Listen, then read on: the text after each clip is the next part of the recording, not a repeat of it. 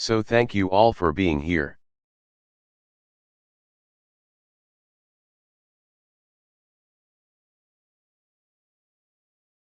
I wish you a blessed Ramadan. And with that, let us eat.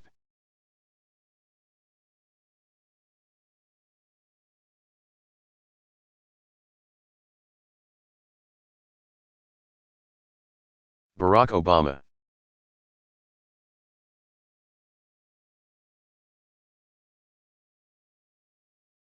Illinois General Assembly Address.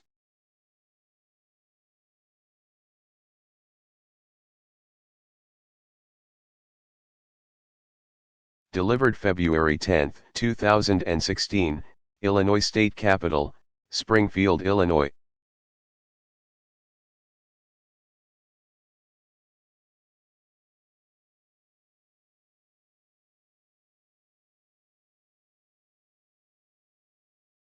Mr.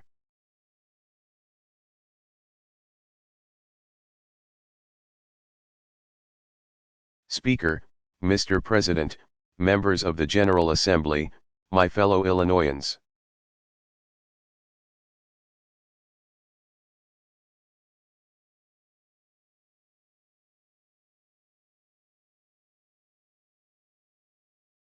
It's actually kind of fun to start a speech like that twice in 1 month.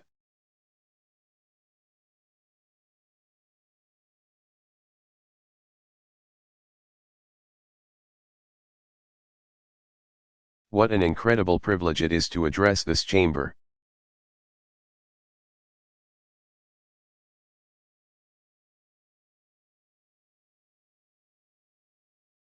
And to Governor Rauner, Senator Durbin, members of Congress, Speaker Madigan, former Governor Pat Quinn.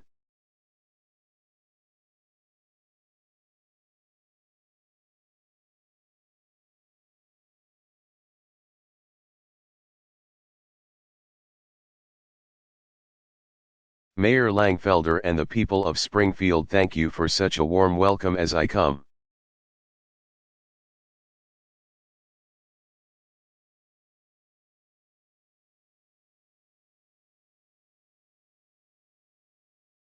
Back home. Thank you. Thank you so much. Thank you. It's good to be home. Thank you.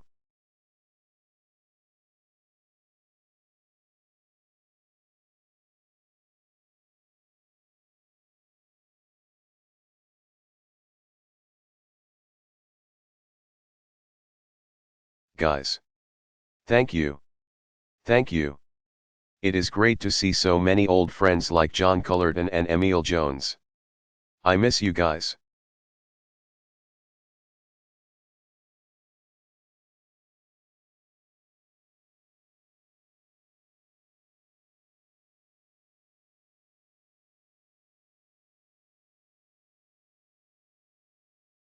It's great to be in the state capitol.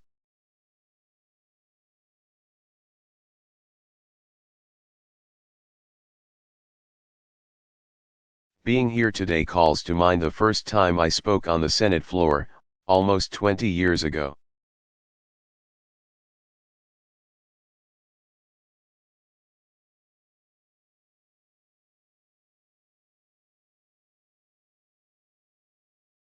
And I was passionate, idealistic, ready to make a difference.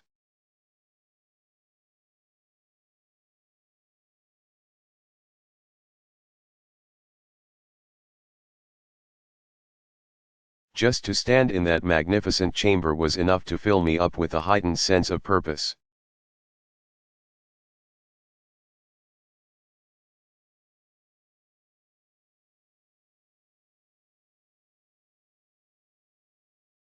And I probably needed a little dose of reality when I first arrived.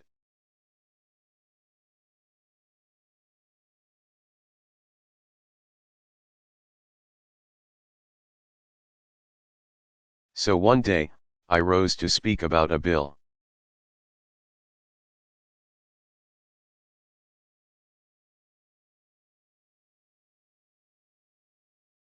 And I thought I'd made some compelling points, with irrefutable logic.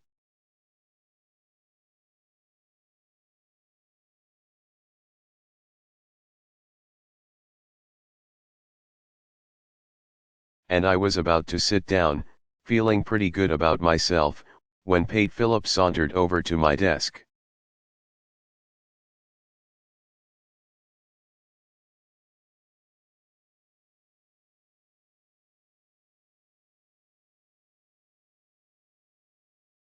Now, there are some young people here, so for those of you who don't remember,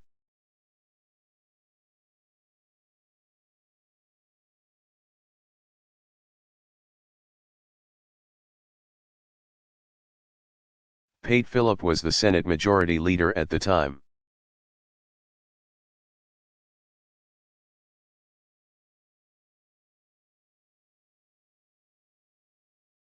He was a Marine, and big shock of white hair, chomped on a cigar.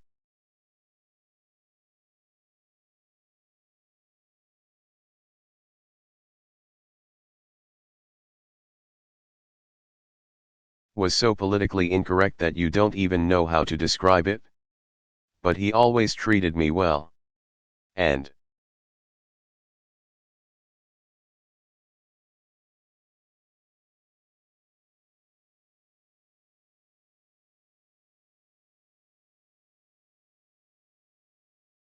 he came by and he slapped me on the back. He said, "Kid, that was a pretty good speech."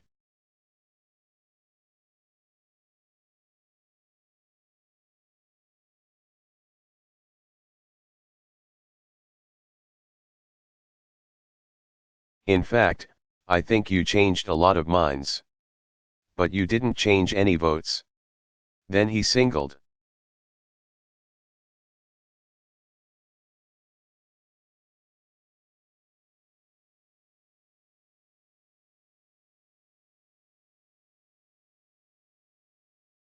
And they gavelled, and we got blown out.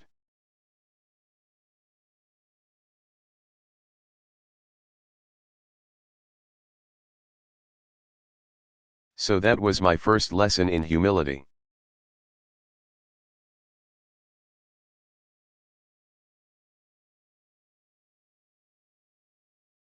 The next came when I presented my own first bill.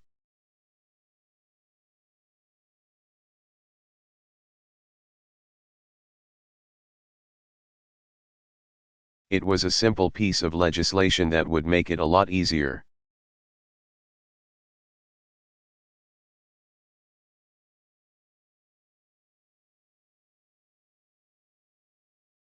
For Illinois manufacturers to hire graduating community college students.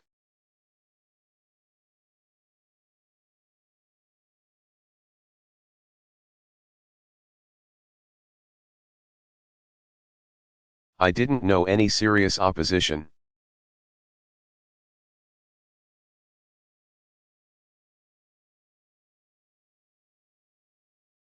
So I asked for a vote.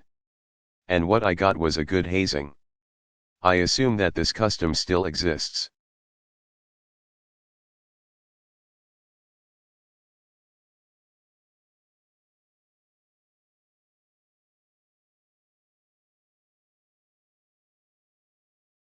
So a senior colleague put the vote on hold to ask, "Could you correctly pronounce your name for me?"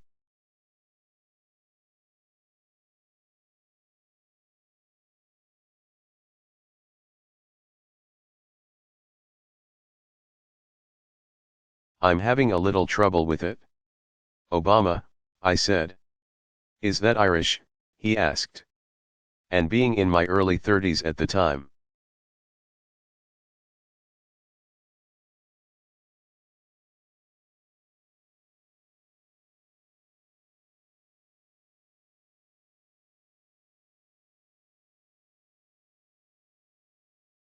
I was a little cocky. I said, "It will be when I run countywide."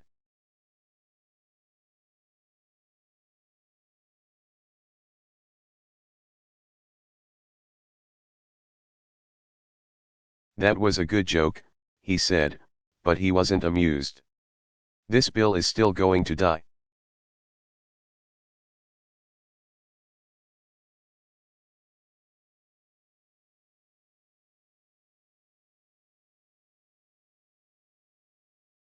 And he went on to complain that my predecessor's name was easier to pronounce than mine.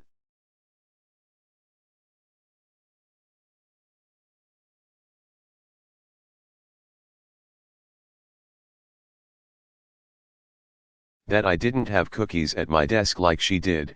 How would I ever expect to get any votes without having cookies on my desk?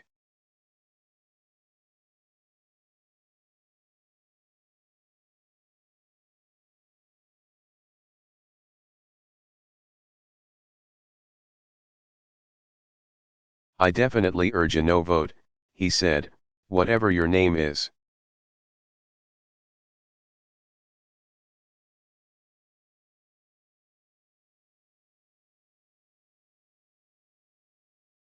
And for the next several minutes, the Senate debated on whether I should add an apostrophe to my name for the Irish.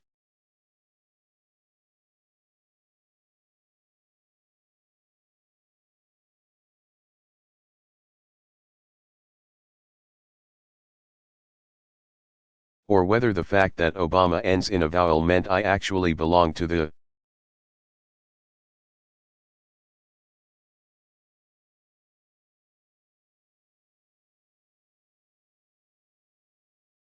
Italians, and just how many trees had had to die to print this terrible, miserable bill, anyway.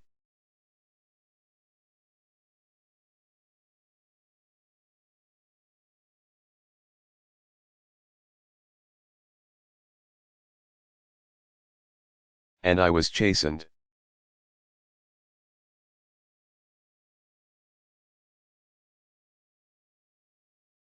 And I said, if I survive this event, I will be eternally grateful and consider this a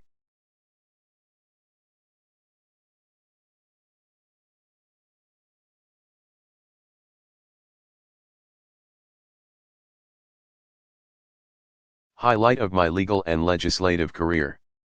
And I asked for a vote. And initially the tote board showed that it was going down.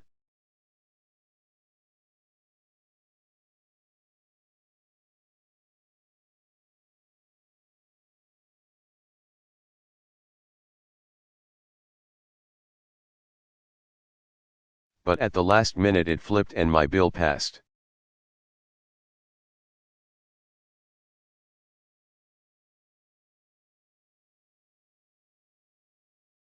But I was duly reminded that I was a freshman in the minority.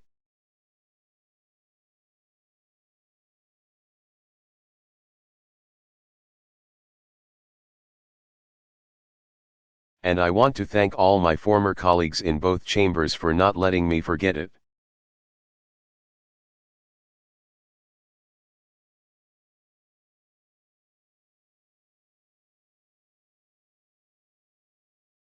To be a rookie in the minority party, as I was, is not much fun in any legislature.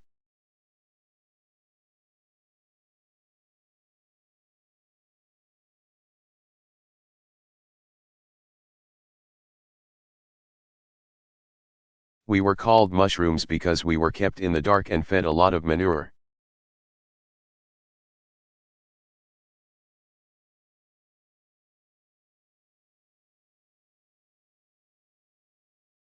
But one benefit of being in such a position, not being invited into the meetings where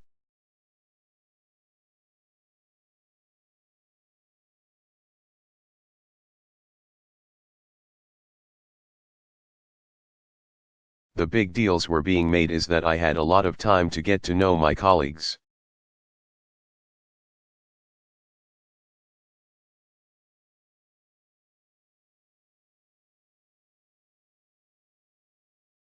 And many of us were away from our families, and so we became friends.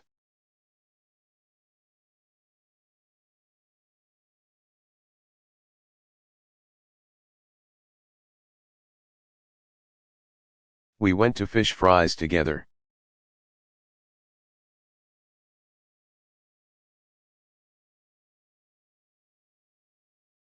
We'd go to union halls. We'd play in golf scrambles. We had a great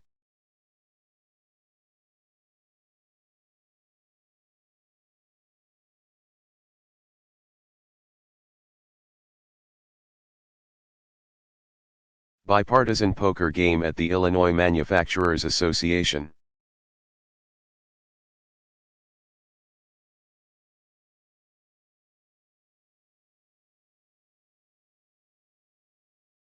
Burrow Realja would host, and folks like Dave Lichtenfeld and Terry Link, others would join in.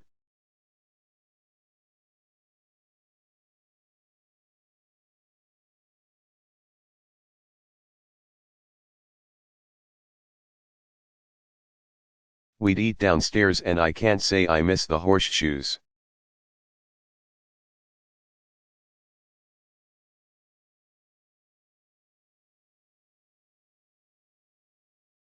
But away from the glare of TV, or the tweets, or the gifs of today's media.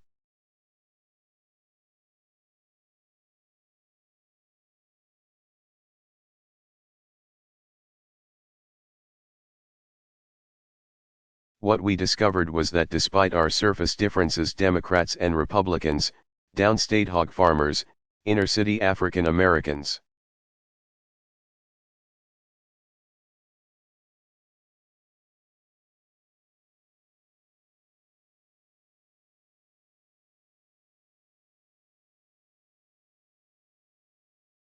suburban business people, Latinos from Pilsen or Little Village, despite those differences.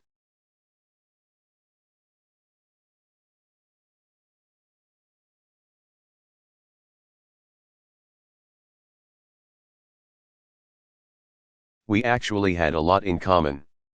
We cared about our communities. We cared about our families. We cared about America.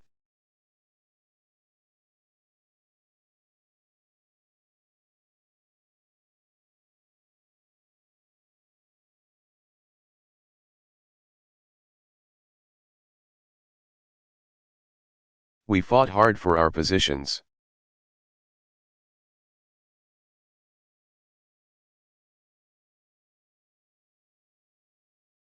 I don't want to be nostalgic here, we voted against each other all the time.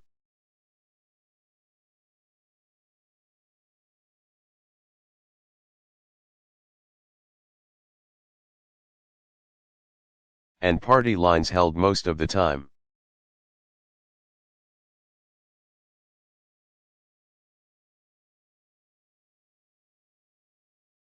But those relationships, that trust we'd built, meant that we came.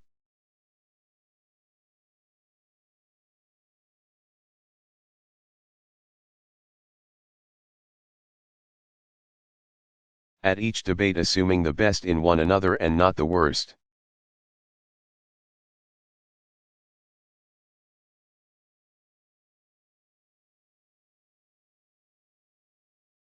I was reminiscing with Christine Radogno, we came in the same class.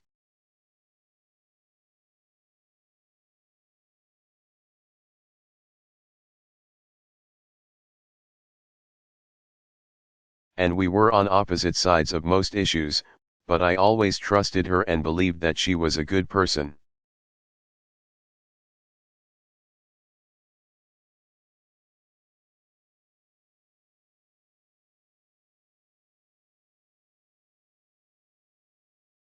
And if we had a bill that we might be able to work together on, it was a pleasure to work with her on.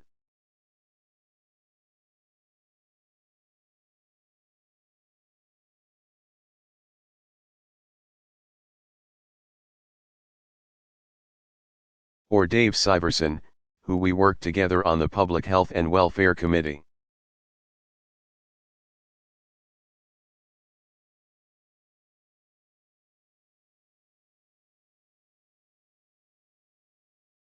And we got some important work done that made a difference in people's lives.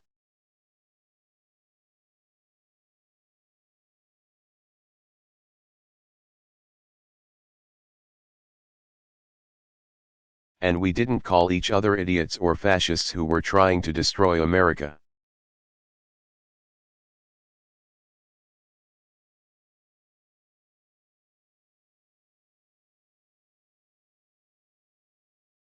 Because then we'd have to explain why we were playing poker or having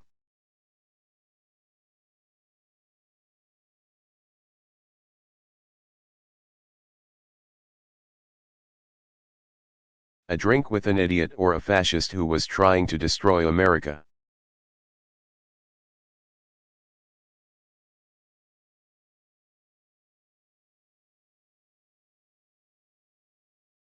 And that respect gave us room for progress.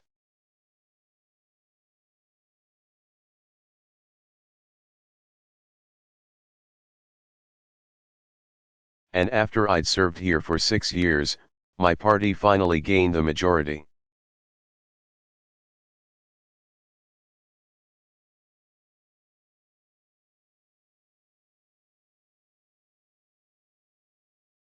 Emil Jones became the president of the Senate.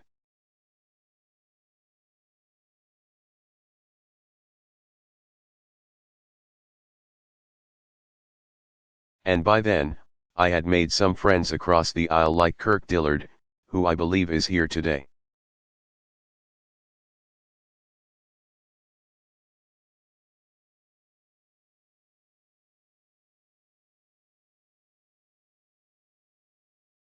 And we were able to pass the first serious ethics reform in 25 years.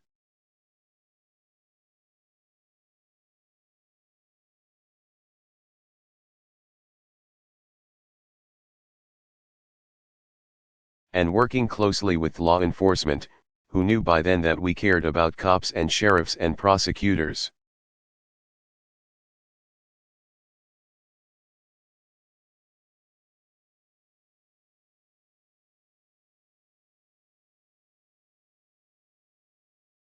And working with folks like John Cullerton, we passed Illinois' first racial profiling law.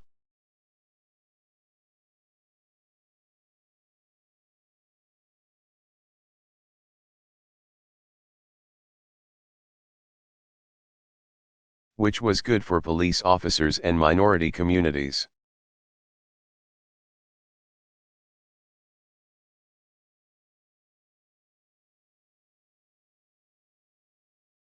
And because someone like my friend, John Bauman, who worked at the Shriver Center on Poverty Law,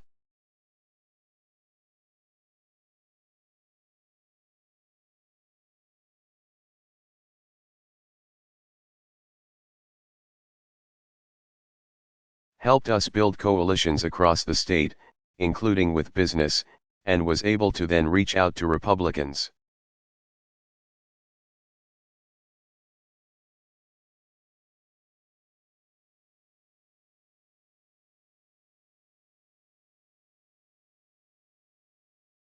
We were able to increase tax credits for the working poor and expand health insurance to children in need.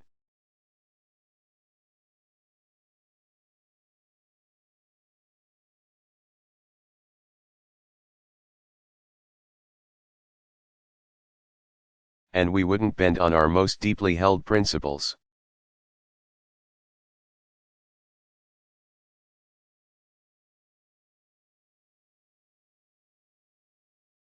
But we were willing to forge compromises in pursuit of a larger goal.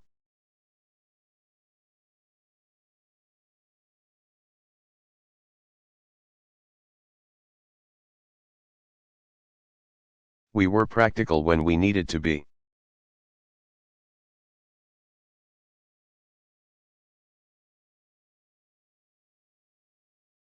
We could fight like heck on one issue and then shake hands on the next.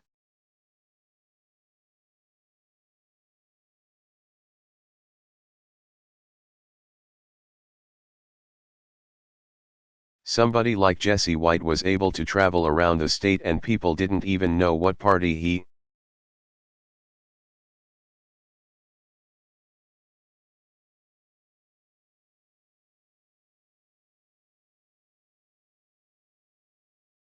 was necessarily from, because he brought so much joy with the tumblers and the work that they were doing.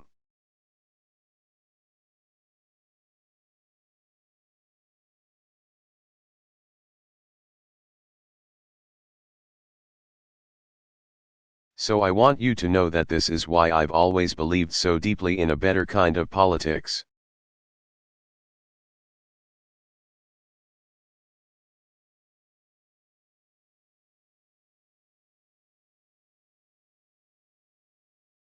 in part because of what I learned here in this legislature.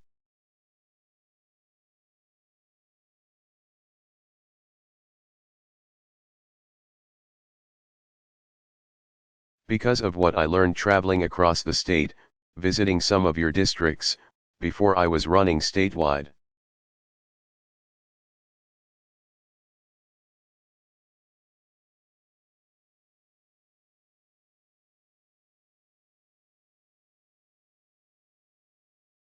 Before I was a U.S. Senator, learning all the corners of the state, this most representative of states.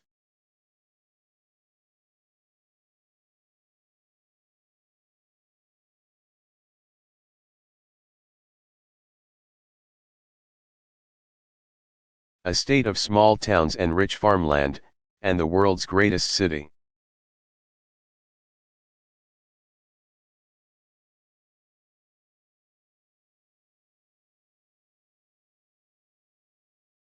A microcosm of America, where Democrats and Republicans and independents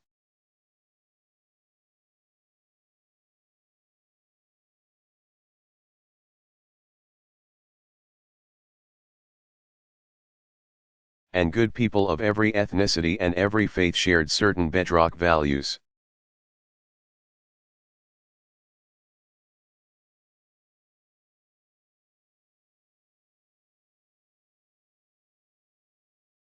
I just saw a story the other day showing that if you rank all 50 states across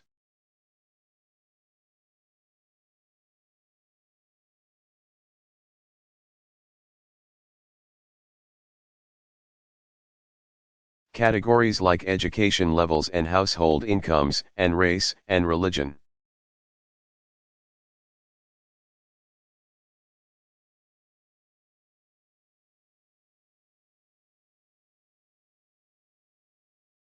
the one state that most closely mirrors America as a whole is Illinois, this state.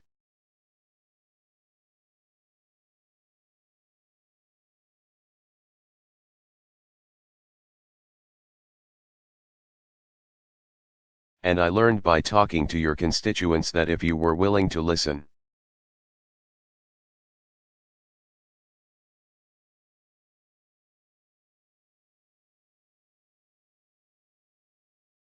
it was possible to bridge a lot of differences.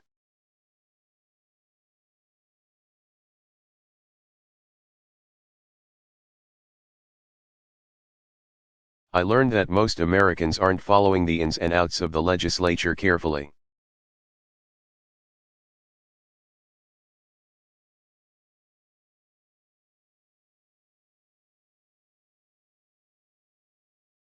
But they instinctively know that issues are more complicated than rehearsed sound bites.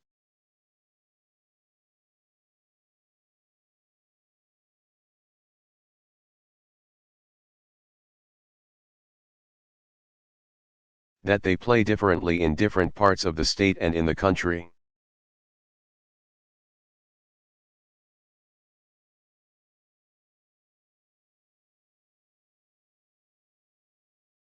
They understand the difference between realism and idealism.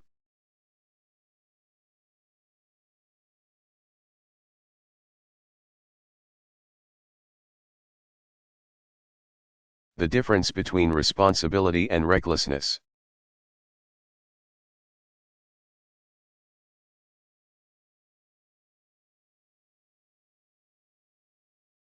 They had the maturity to know what can and cannot be compromised.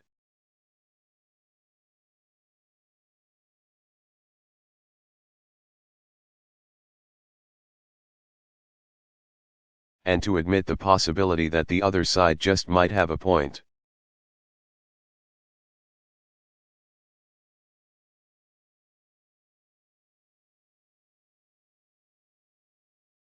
And it convinced me that if we just approached our national politics the same way the American people approach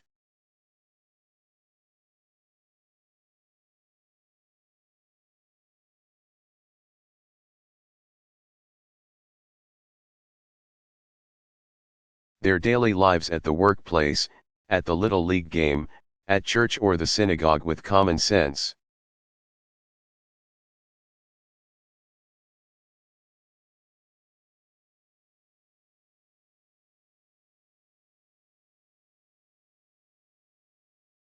and a commitment to fair play and basic courtesy, that there is no problem that we couldn't solve together.